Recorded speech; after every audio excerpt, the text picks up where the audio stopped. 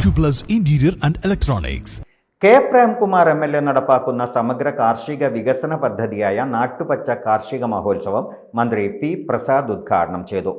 നമ്മൾ കൃഷി ചെയ്തുണ്ടാക്കുന്ന ഉൽപ്പന്നങ്ങൾ പാചകം ചെയ്ത് കഴിക്കുന്ന സ്ഥിതിയിലേക്ക് മാറണമെന്നും മന്ത്രി പറഞ്ഞു. പരമ്പരാഗതമായി കൃഷി ചെയ്യുന്ന ഒറ്റപ്പാലത്തെ കർഷകർ എന്തുകൊണ്ട് എലവഞ്ചേരിയുടെ മാതൃകയെ നമുക്കിവിടെ ഇങ്ങോട്ടേക്ക് പകർത്താൻ പറ്റുന്നില്ല? എലവഞ്ചേരിയിൽ നിരവധി കർഷകർ ഇപ്പോൾ ഒരു വർഷം 1 കോടി രൂപയിൽ കൂടുതൽ പച്ചക്കറി ഉൽപ്പാദിപ്പിച്ച് വിൽക്കുന്നവരാണ്. അത് VFPCക്ക് ആ കണക്ക് ഞങ്ങളുടെ കയ്യിലുണ്ട്. ഇതേപോലെ നമുക്ക് മറ്റുള്ളിടങ്ങളിലേക്കും അതിനെ എത്തിക്കാനാവും. എങ്ങനെയാണ് ആ ഇടപെടൽ നടത്തുന്നത്? ഒറ്റപ്പാലത്ത് അതിനെ എങ്ങനെ ചെയ്യാൻ പറ്റും?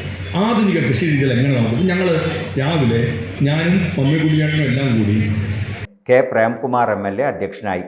P Mammikutty MLA., N Shamsuddin MLA., ജില്ലാ panchayat president K Binumol, block panchayat president Shobhana Rajendra Prasad തുടങ്ങിയവർ സംസാരിച്ചു.